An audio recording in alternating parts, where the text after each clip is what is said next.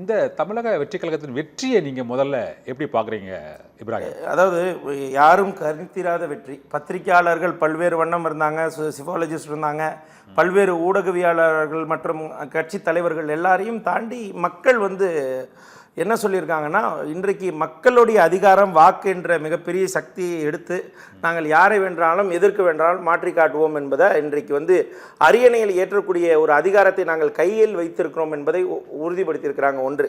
இரண்டாவதாக நான் பார்க்க விரும்புவது, முழுக்க முழுக்க இந்த முறை இளைஞர்கள் அரசியல் மயமாக்கப்பட்டிருக்கிறார்கள். அரசியல் மயம்னா எப்படி சொல்கிறோன்னா, ஒவ்வொரு இளைஞர்களும் கடந்த ஒரு வாரமாக நீங்கள் பார்க்க முடியும், எல்லா விவாதங்களிலும் எல்லா விவாத ஊடகங்களில் நடக்கக்கூடிய விவாதங்களையும் சரி, இன்றைக்கி நடக்கக்கூடிய தொலைக்காட்சிகளில் கருத்துக்களையும் சரி, இன்றைக்கு அரசியல்னா என்ன, அரசியல் நோக்கி அவர்களுடைய பிரயாணம் என்பது வீரியமாக இருக்கிறது தமிழ்நாட்டில் என்பதில் யாருக்கும் மாற்று கருத்தே இருக்க முடியாது.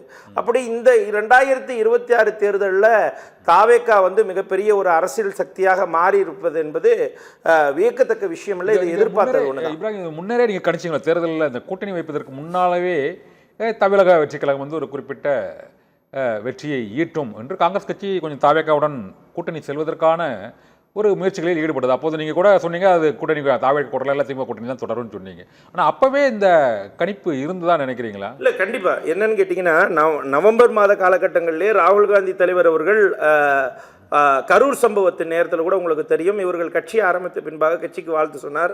கரூர் சம்பவத்தில் முதலில் ராகுல் காந்தி தலைவர் அவர்கள் தான் நேரடியாக விஜய் அவர்களுக்கு முதல் தொலைபேசியில் அழைத்து அதோடைய விவரங்கள் எல்லாம் விசாரித்தார். அதை குறித்து கூட ஆதவர்ஜனா கூட பேசியிருந்தார். அப்படி இருக்கிற நிலைமையில் நவம்பர் மாதத்துக்கு பின்பாகவே ராகுல் காந்தி மற்றும் தாவேகா, அதாவது காங்கிரஸ் மற்றும் தாவேகா தமிழகத்தில் ஒரு மிகப்பெரிய கூட்டணிக்கான வாய்ப்பு இருப்பதாகத்தான் எல்லாரும் பேசி வந்தாங்க. அதையும் தாண்டி இன்டெலிஜென்ஸ் ரிப்போர்ட்டும் ஓரளவுக்கு எல்லாருக்குமே தெரிய வந்தது. ஒரு 30% மேலாக தாவேகா எடுக்கக்கூடும் தான் எல்லாருமே தாவேகா தரப்பு சொல்லி வந்தது. அதை நம்மெல்லாம் சிலர் மறுத்து இருந்தோம். அதை நம்ம ஒத்துக்கிட்டு தான் போனோம். நம்ம இந்த அளவுக்கு மாபெரும் வெற்றி எடுத்திருப்போன்றதை நம்மளுடைய எண்ணோட்டம் கிடையாது. ஆனால் இருந்தாலும் ராகுல் காந்தி தலைவருக்கு தமிழக மக்களுடைய நீரோட்டம் என்பது தெளிவாக தெரிந்திருந்தது. தெரிந்த காரணத்தினால தான் ஆரம்ப காலகட்டங்களில் ஜனநாயகனுடைய பட விஷயத்தில், ஏன்னா அவர் மெர்சல் படத்திலிருந்தே விஜய்க்கு ஆதரவு நிலைப்பாடில் தான் இருந்தவர். இன்னும் சொல்ல போனால் 2010 இளைஞர் காங்கிரஸுக்கான தேர்வுக்கு விஜய் அவர்கள் வந்தபோது முதல்ல நீங்கள் ஒரு தனிப்பெரும் கட்சியை ஆரம்பிக்கிற அளவுக்கு உங்களுக்கு மாபெரும் சக்தி இருக்கின்ற அறிவுரை சொன்னதே விஜய் ராகுல் காந்தி அவர்கள் தான் விஜய்க்கு. அந்த அளவுக்கு இன்றைக்கு விஜயதரணி அவர்கள் கூட இன்றைக்கு பாஜக சென்று விட்டார். அவர் இருந்தால் நீங்கள் சாட்சியாக கூட கேட்கலாம்.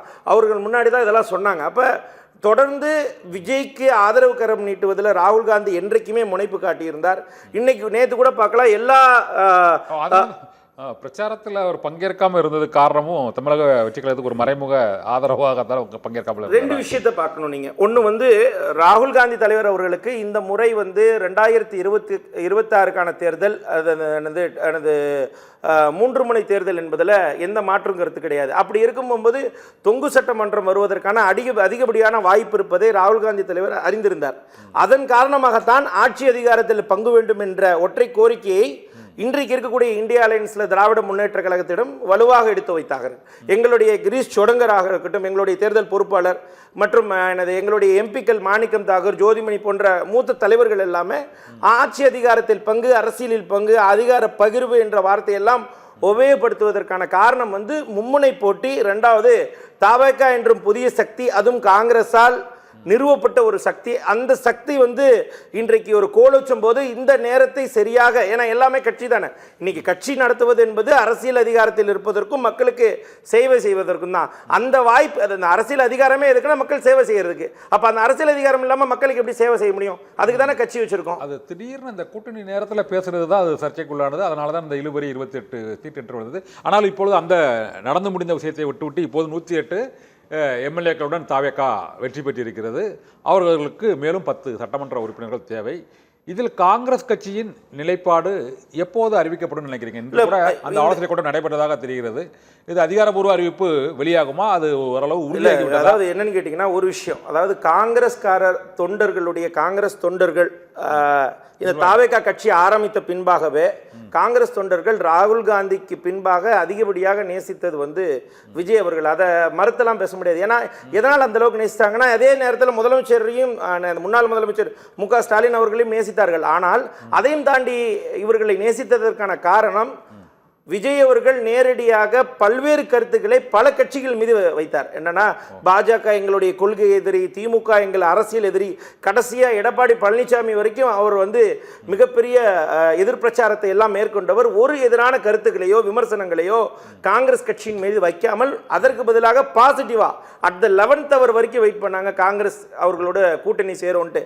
இதற்கு இந்த அரசியல் கட்சியெல்லாம் ஆரம்பிப்பதற்கு முன்பாக காங்கிரஸ் ஒரு தூய கட்சி, அந்த கட்சி தான் எனது ஆட்சியில் இருக்க வேண்டும் என்ற காணொலியெல்லாம் இன்னைக்கு வந்து வைரலாகி வருது, நம்ம பார்க்க முடியுது. அப்ப அந்த ராகுல் காந்தி மீது இருக்கக்கூடிய பற்றளவுக்கு காங்கிரஸ் தொண்டர்களுக்கு விஜய் மீது ஏன் பற்று வந்தது என்றால், அவர்கள் விஜய் வந்து காங்கிரஸை நேசித்தனால தான்.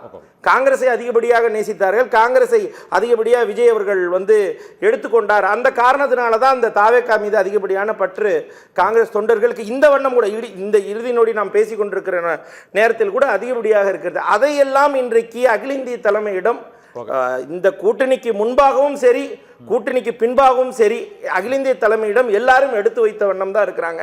அது அகில இந்திய தலைமை முடிவு செய்துட்டு இருக்கிறாங்க. வரக்கூடிய 2026ல இந்த இன்னும் சில மாத காலங்களில் உள்ளாட்சி தேர்தல் பிரதிநிதித்துவம்லாம் இருக்குது. கிட்டத்தட்ட 1965 பின்பாக ஆட்சி அதிகாரத்தில் தமிழகத்தில் காங்கிரஸ் இல்லவே இல்லை. அப்படி இருக்கிற நிலைமையில காங்கிரஸ் தொண்டர்களுக்கு இது ஒரு அரிய வாய்ப்பாக இருக்கும். அதை நம்பிதான் இன்றைக்கு அதுக்கான முன்னெடுப்பு எடுக்கிறாங்க.